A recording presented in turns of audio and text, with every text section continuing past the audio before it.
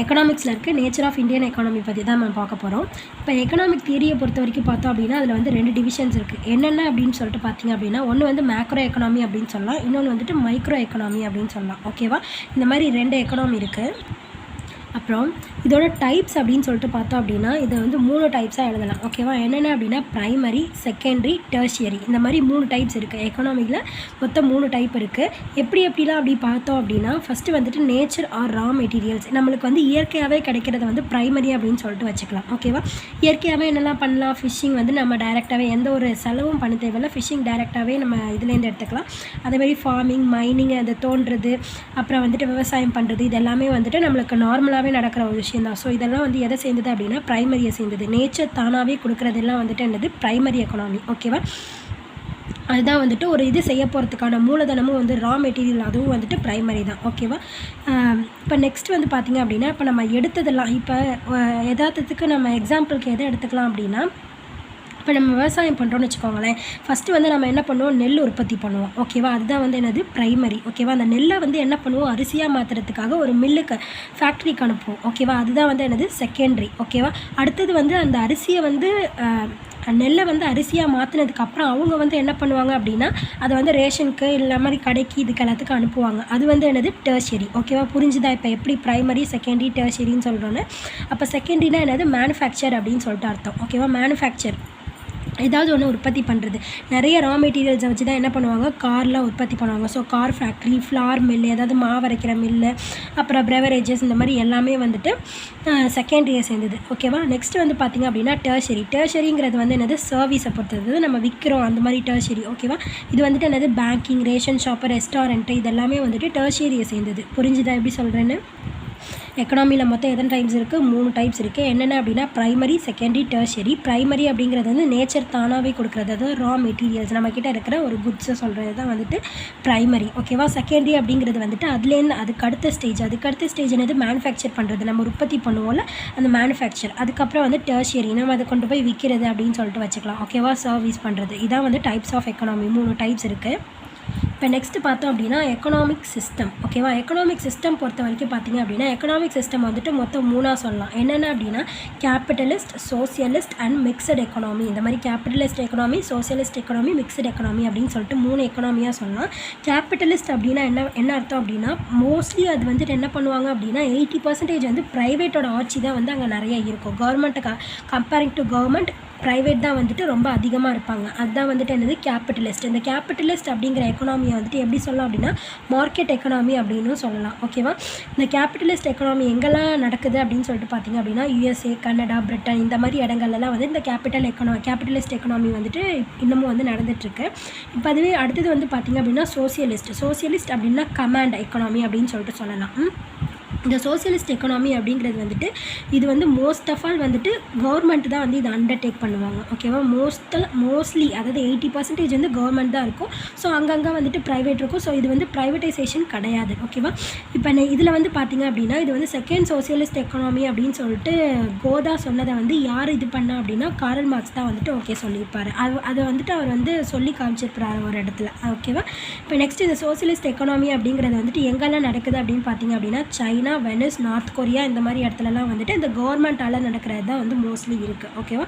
Socialist economy வந்துட்டு இங்கெல்லாம் தான் நடக்குது. ஸோ நெக்ஸ்ட்டு பார்த்திங்க அப்படின்னா மிக்சட் எக்கானமி அப்படின்னா வந்துட்டு ரெண்டும் சேர்ந்ததுன்னு அர்த்தம். எது ரெண்டும் சேர்ந்தது அப்படின்னா இந்த கேபிட்டலிஸ்ட்டும் சோசியலிஸ்ட்டும் கலந்தது தான் வந்து என்னது, மிக்சட் எக்கானமி. அதாவது இதில் வந்து ப்ரைவேட்டும் இருப்பாங்க, அப்புறம் வந்து கவர்மெண்ட்டும் இருக்கும். இதில் வந்து ப்ரைவேட் வந்து இது வந்து கவர்மெண்ட் வந்துட்டு ரொம்ப அதிகமாக தான் இருக்கும். நம்ம இந்தியாவை பொறுத்த வரைக்கும் எப்படி அப்படின்னா நம்மக்கிட்ட ப்ரைவேட் ஜாப்ஸும் இருக்குது, நிறையா கவர்மெண்ட் ஜாப்ஸும் இருக்குது. மோஸ்ட் ஆஃப் ஆல் பார்த்தோம் அப்படின்னா நிறைய இது வந்துட்டு கவர்மெண்ட் அண்டர்டேக் பண்ணியிருக்கோம். அதே மாதிரி நிறைய கம்பெனிஸ் எல்லாம் வந்துட்டு ப்ரைவேட் வந்துட்டு அண்டர்டேக் பண்ணியிருக்கோம். இந்த மாதிரி ரெண்டையுமே கலந்து 2 பேருமே இருந்து பண்ணாங்க அப்படின்னா அந்த எக்கானமி தான் என்னது, மிக்சட் எக்கானமி. ஓகேவா? அதனால் கிடைக்கிற நமக்கான வருமானம் அதை வந்துட்டு மிக்சட் எக்கானமி. ஓகே? இப்போ இது வந்துட்டு எங்கே நடக்குது, mixed economy. Indian economy is and mixed economy. ஆக்சுவலாக இது வந்து விஜய் கூட கில்லி படத்தில் வந்து இந்த டைலாக்கே வந்துட்டு ரொம்ப நேரமாக படிச்சுட்டே இருப்பார், எல்லாம் ஞாபகம் இருக்கும்னு நினைக்கிறேன்.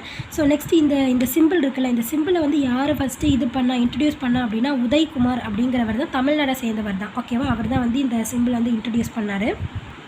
இப்போ நெக்ஸ்ட்டு பார்த்தோம் அப்படின்னா ஃபேக்டர்ஸ் ஆஃப் ப்ரொடக்ஷனோட ஃபேக்டர்ஸ். நம்ம ப்ரொடக்ஷன் பண்ணுறாங்கல்ல, அதோட ஃபேக்டர்ஸ் என்னென்ன அப்படின்னா மொத்தம் 4 ஃபேக்டர்ஸ் இருக்குது. ஓகேவா, ப்ரொடக்ஷனோட ஃபேக்டர்ஸ் வந்துட்டு 4 ஃபேக்டர்ஸ் இருக்குது. என்னென்ன அப்படின்னா லேண்டு, லேபரு, கேபிட்டல், ஆர்கனைசேஷன். ஓகேவா, இதில் வந்து லேண்டும் லேபரும் வந்துட்டு ப்ரைமரி ஃபேக்டர்னு சொல்லுவோம். கேபிட்டலும் ஆர்கனைசேஷனும் வந்து என்னது டிரைவ்டு ஃபேக்டர் அப்படின்னு சொல்லிட்டு சொல்லுவோம். ஓகே, புரியுதா? இந்தியன் எக்கானமியை பொறுத்த வரைக்கும் இந்தியன் எக்கானமி ரேட் வந்துட்டு ஜிடிபியை பொறுத்து தான், அதாவது கிராஸ் டொமஸ்டிக் ப்ராடக்ட் அதோட க்ரோத்தை பொறுத்து தான் வந்துட்டு நம்மளோட இந்தியன் எக்கானமியை வந்துட்டு நம்ம வந்து கரெக்டாக சொல்லலாம். ஓகேவா, நம்மளோட எக்கனாமிக் ரேட் நம்ம பொருளாதாரத்தில் வந்து எந்த இடத்துல இருக்கோம் அப்படிங்கிறது வந்து இந்த ஜிடிபியை வச்சு தான் நம்ம கணக்கு பண்ணுவோம். ஓகேவா, இதில் வந்துட்டு இந்த நாமினல் ஜிடிபியில் வந்துட்டு நம்ம இந்தியா வந்து எத்தனாவது இடத்துல இருக்குது அப்படின்னா 6th லார்ஜஸ்ட்டாக இருக்குது. பர்ச்சேசிங் பவர் பேரிட்டி, அதாவது PPPன்னு சொல்லுவோம். இந்த பர்ச்சேசிங் பவர் பேரிட்டி அப்படிங்கிறதுல வந்து நம்ம எத்தனாவது இடத்துல இருக்கோம் அப்படின்னா 3rd லார்ஜஸ்ட்டில் இருக்கும். ஓகேவா, அதே மாதிரி இதை வந்து G20 அப்படின்னு சொல்லிட்டு நம்மளோட இந்தியன் எக்கானமியை G20 அப்படின்னு சொல்லுவாங்க. அதில் என்ன 20 என்னென்ன அப்படின்னு சொல்லிட்டு இருக்குது, அது அப்புறமா சொல்கிறேன். ஸோ நெக்ஸ்ட்டு பார்த்திங்க அப்படின்னா நம்ம இந்தியன் எக்கானமியோட ஸ்ட்ரென்த்தும் வீக்னஸும். ஓகேவா, இந்தியன் எக்கானமியோட ஸ்ட்ரென்த் என்ன அப்படின்னு சொல்லிட்டு முக்கியமாக பார்த்தோம் அப்படின்னா இந்தியன் எக்கானமி வந்து ஒரு மிக்சட் எக்கானமி, கலப்பு பொருளாதாரமாக இருக்கிறது தான் வந்து இதோட ஸ்ட்ரென்த்து. ஓகேவா, அக்ராரியன் அப்படின்னா என்ன அர்த்தம் அப்படின்னா விவசாயம் சார்ந்ததாக இருக்குது. ஓகேவா, மோஸ்ட்லி நம்ம வந்து அக்ரிகல்ச்சரை நம்பி தான் இருக்கும். அக்ராரியன் எக்கானமியாக இருக்கிறது தான் வந்துட்டு இதோட மோஸ்ட்லி நம்மளோட ஸ்ட்ரென்த்தே வந்து இது தான். ஓகேவா, நெக்ஸ்ட்டு வந்துட்டு எமர்ஜிங் மார்க்கெட், நம்மளோட சந்தைகள்லாம் வந்து எப்போவுமே வந்துட்டு எப்படி இருக்கும் அப்படின்னா இதாகவே இருக்கும். அதுக்கப்புறம் ஃபாஸ்ட் க்ரோயிங் ரேட், நம்மளோட க்ரோயிங் ரேட்டும் வந்துட்டு எப்படி ஆகிட்டே இருக்குது, இன்க்ரீஸ் ஆகிக்கிட்டே இருக்குது. அதனாலேயும் வந்துட்டு அதுவும் வந்துட்டு நம்மளோட ஸ்ட்ரென்த்தில் ஒன்று தான். அர்பன் ஏரியாஸ் நகர்ப்புறங்கள் நிறைய ஆகிறதுனால நம்மளுக்கு வந்து கம்பெனிஸ் நிறைய உருவாகுது, நிறைய ஃபேக்ட்ரிஸ் உருவாகுது. அதனால நம்மளுக்கு வந்துட்டு என்னெல்லாம் கிடைக்கும், நிறைய ப்ராடக்ட்ஸ் நிறைய கிடைக்கும், வேலை நிறைய கிடைக்கும். இதெல்லாம் வந்துட்டு நம்மளுக்கு நிறைய கிடைக்கும். ஓகேவா, இதுதான் வந்துட்டு இதோட ஸ்ட்ரென்த்து. இப்போ இதுவே நம்மளோட வீக்னஸ் என்னென்ன அப்படின்னு சொல்லிட்டு பார்த்திங்க அப்படின்னா லார்ஜ் பாப்புலேஷன். நம்மளுக்கு பாப்புலேஷன் நம்ம நாட்டில் அதிகமாக இருக்கிறதுனால நம்மளுக்கு வந்து உணவு பற்றாக்குறை, பொருட்கள் அதெல்லாம் பற்றாக்குறையெல்லாம் கொஞ்சம் நிறைய இருக்குது. அதுக்கப்புறம் வந்துட்டு அன்எம்ப்ளாய்மெண்ட், நிறைய பேருக்கு வேலை இல்லை. ஓகேவா, வேலை இல்லை அப்படிங்கிறது வந்து காரணம் என்ன அப்படின்னா அர்பன் ஏரியாஸ் கம்மியாக தான் இருக்குது. ஓகேவா, அதனால தான் வந்துட்டு நிறைய பேருக்கு வேலை இல்லை அப்படிங்கிறது வந்து நம்மளோட ஒரு வீக்னஸ் தான். அடுத்து பாவர்ட்டி, ஏழ்மை, அதாவது பணப்பற்றாக்குறை, ஏழ்மை, பஞ்சம், இந்த மாதிரிலாம் இதெல்லாம் நம்மக்கிட்ட வந்து ரொம்ப நிறையாவே இருக்குது. ஓகேவா, அதுக்கப்புறம் பார்த்தோம் அப்படின்னா இன்இக்வாலிட்டி, எல்லாருக்கும் வந்து சம வாய்ப்பு அப்படிங்கிறது வந்து இப்போதைக்கு இல்லை தான் சொல்லப்போனால். என்ன அப்படின்னா நிறைய பேருக்கு வந்து ஏற்றத்தாழ்வு, அதாவது கீழே இருக்கிறவங்களுக்கெல்லாம் இப்போதைக்கு வந்து நிறைய ஜாப்ஸ் எல்லாம் நிறைய கொடுத்துட்ருக்காங்க. கீழே இருக்கவங்களும் மேலே வரணும் அப்படிங்கிறதுக்காக நிறைய ஜாப்ஸ் எல்லாம் கொடுத்துட்ருக்காங்க. ஸோ அப்போ வந்து பார்த்தோம் அப்படின்னா அதில் வந்துட்டு நம்மளுக்கு பார்த்தோம் அப்படின்னா அவங்களுக்கு வந்து ஒரு முன்னுரிமை கிடைக்கிது, நமக்கு வந்து அந்த இடத்துல வந்துட்டு ஒரு முன்னுரிமை வந்து கொஞ்சம் கம்மியாக இருக்குது. இந்த மாதிரி பார்க்குறப்போ இன்இக்வாலிட்டி இதில் இருக்குது தான். ஓகேவா, அதுக்கப்புறம் இன்ஃப்ராஸ்ட்ரக்சர்லாம் கொஞ்சம் கம்மியாக இருக்குது. ஓகேவா, இதெல்லாம் பொறுத்து வந்துட்டு நம்மளோட இந்தியன் எக்கானமி இதெல்லாம் வந்து வீக்னஸாக இருக்குது. அடுத்தது இதை பார்த்திங்க அப்படின்னா ஃபாதர் ஆஃப் எக்கானமியோட ஃபாதர் வந்து யார் அப்படின்னா ஆடம் ஸ்மித் தான் வந்துட்டு எக்கானமியோட father of Indian economic reforms. Indian எக்கானமிக்கோட ரிஃபார்ம்ஸோட ஃபாதர் வந்து யார், ஃபாதர் ஆஃப் இந்தியன் எக்கானமி யார், Adam Smith. Father of Indian economic ரிஃபார்ம்ஸோட ஃபாதர் வந்து யார், பமுல்பார்த்தி வெங்கட் நரசிம்ம ராவ். ஓகேவா, நெக்ஸ்ட் வந்து பார்த்திங்க அப்படின்னா father of Indian politics and எக்கனாமிக்ஸோட ஃபாதர் வந்து யார், தாதாபாய் நாராஜி. தாதாபாய் நாராஜியை வந்து grand old man of India அப்படின்னு சொல்லுவோம்.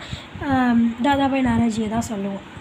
நேச்சர் ஆஃப் இந்தியன் எக்கானமியை பொறுத்த வரைக்கும் இப்போதைக்கு வந்து இவ்வளோ தான். ஸோ இதுக்கப்புறம் என்னென்ன நோட்ஸ் எடுக்கிறேன் அப்படிங்கிறது எல்லாத்தையும் நான் உங்களுக்கு அப்பப்போ அப்டேட் பண்ணுறேன். ஸோ மறக்காமல் சப்ஸ்கிரைப் பண்ணிடுங்க, பிடிச்சிருந்தால் சப்ஸ்கிரைப் பண்ணுங்கள். தேங்க்யூ.